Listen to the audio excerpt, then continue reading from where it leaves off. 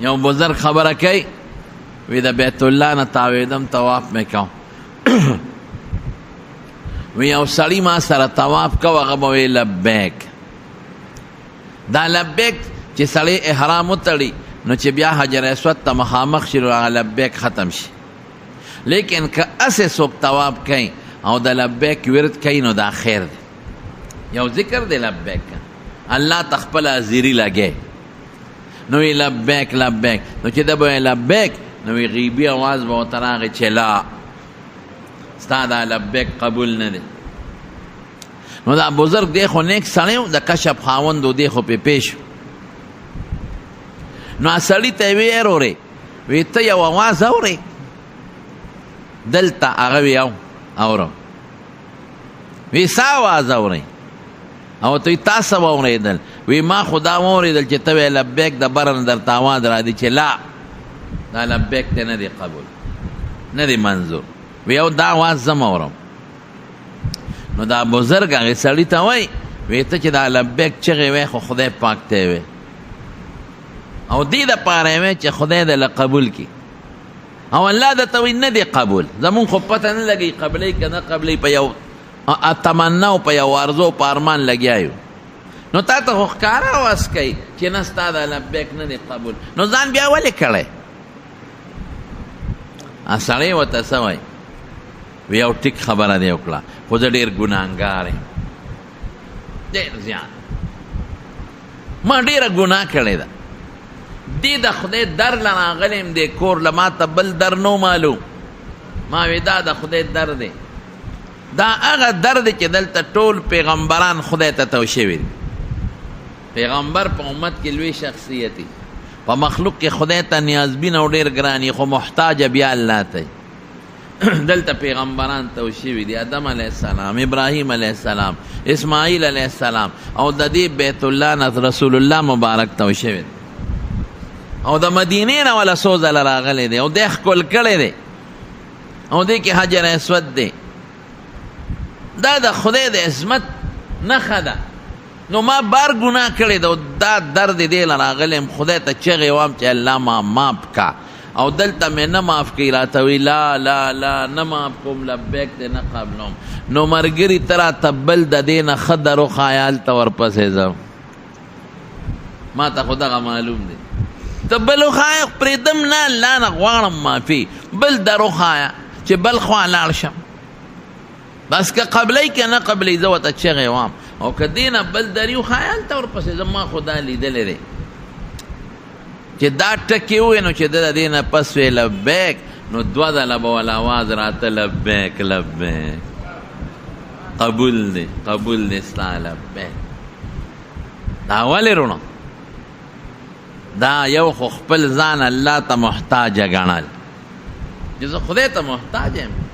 هر طرف ته چې ورځم والا خپل عاجزي ګڼل خدای لوی ګڼل په دې الله خوشحالېږي. نو قسم په خدای هلته چې سړی تاویږي ټیک ته بعضې خلک نن سبا خفه کېږي ما نمایشي عمرې ډېرې شوي دي نمایشي عمرې نمایشي عمرې څه ته وه د نوم دپاره تلل هلته لاړ شي دې دپاره چې ما عمره وکړه زه ورته نمایشي عمره ویم او خلکو ته م وایي طواف کې به رواني موبایل به راوبس هلکه طواف کومه ښه زه دفتر یې لو کړم خلکو ته خپل عبادت ښه او ځان ته نن سبا ویډیو کیمرې مخامخ کړي ویډیو کیمرې مخامخ کړي او طواف کوي او خلکو ته ښایي چې دا دې زه لګیم او زه طواف کوم نو چې ته خلکو ته خپل عبادت ښه او ریاکاري کې او په بیت الله کې ګناه کې او د هغه ځای نه ویډیو کیمرا ځان ته مخامخ کې نو هر څه دې اوبو ته وغورځون نو رښتیا ووایه د خدای دپاره شوه که نمایشي شوه نمایشي شوه نو خدای دې موږ تاسو د نمایشي عمرو نه وساتي موږ له هم ډېر خلک تصویرونه وباسي نه یم خبر چې دلته راشم وایي تا خو پکې هلته ناست وي د خدای پاکه دا چا سهار هم ماته یو سړي په موبایل کې تصویر راوویست وایي دا ګوره ته یو ځای کې ناست یې او دا دلته کې روژه ماته کې او دا خدایه پاکه موږ هم نه پرېږدي چې دا نه خبرې ګوټه سې ورکړې نو لګیا دي په طواف کې صاحبه چغې به وایي او لګیم او تعالی دوا کوم. ډیر مې قسم په خدای ولیدل، قسم مې درته وخوړ د جمعې ورځ د په منبر ناست یم چې بل به موبایل ورکي او لاس یې د قصد اوچت کړي، دوا نه کوي، لاس یې اوچت کړي بیت الله ته شا کړي یا ورته مخ کړي او د بل موبایل ورکي ماله تصویر وباسه. نو ګوره دوا نه کوي او د قصدانو د لاس اوچت کړ، رښتیا وایه خدای به پرې خفه کېږي او که خوشحالېږي او ریام کې دا نه ښې خلکو ته د دوا کو او د بیت الله په خوا کې دا له نقشې جوړی. نو دا نومیشي عمرې ورته ځوې، عمره هغه ده چې خالص د الله د رضا دپاره وکړي، خدای د رضا دپاره ځای. نومیشي مه کوئ چې ما 3 عمرې وکړو، ما 4 وکړو، ما 5 وکړې.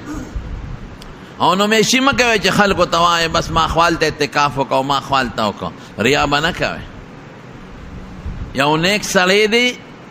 په کوټه لګیا دی، بعد تلاوت د قرآن شریف کوي، قرآن شریف تلاوت کوي. په لاره خلک روان و د ده د زړه کې رالل چې دا خلک خو روان دي ورېږه دا تلاوت په زوره کم چې دوی یې واوري چې پته ورته ولګي چې دی خو تلاوت کوي. نو په خشته اواز یې تلاوت مخکې رو خشته اواز نو، اوس یې اواز ښکلی که او په خشته اواز یې تلاوت شروع کړه چې دا خلک یې واوري. خلک هم ودرېدل چې هلکه ډېر ښکلی اواز یې دی دا تلاوت چې کوي. نو چې خلک لاړل بیا یې اواز غلی تلاوت یې کوم چې خپل سبق اخلاص که ختم یې وکړه بیا نو ده شو خوب یې ولید. نو خوب کې الله دته خپل عمل خواو نو دا تلاوت پکې راغی. نو هغه چې تلاوت راغی نو چې هغه کم ځای د اواز په زوره کړی و د هغې ثواب نو د باقي و. نو دی ورته وایي چې الله ما خو قرآن شریف ټول ستا دپاره ختم کړی دی، نو د دې نورو ثواب شته او د دې ثواب پکې نشته، دا خالی دی. یوه نور دې ماله که او دا دې دې له وکړه چې خلک یې واوري. ماله دې نه دی کړی، دا دې خدای له کړی. حضرت ابو هریره رضی الله تعالی عنه د رسول الله مبارک د کوټې مبارک سره خوا کې ناست، دا د نبی علیه السلام خاص نږدې صحابي دی او د حضور پاک شیخ الحدیث دی، د حدیث استاد. یو سړی ولا راغی وی ابو هریره ما ته به یو حدیث داسې وی چې تا د رسول الله مبارک نه په خپله اورېدلی، د بل چا واسطه پکې نه، تا ته اورېدلی او بیا تا په خپله پې ځانم پې کړي، په خبره پیولم ځان ضروري دی او بیا دې یاد کړي مې. نو چې دی ورته ووې نو حضرت ابو هریره یو چغه کړه او بېهوشه را پرېوت. نه چې دی ورته ووي نو حضرت ابو هریره ورته څه وایي وی او ما یو حدیث د حضور پاک نه مخامخ په مخامخ اورېدلی، زما او د هغه منځ کې بل څوک نو، بیا مې پې ځانم پې کړی دی او یاد کړی مې هم دی. یو چغې واله بېهوشه شو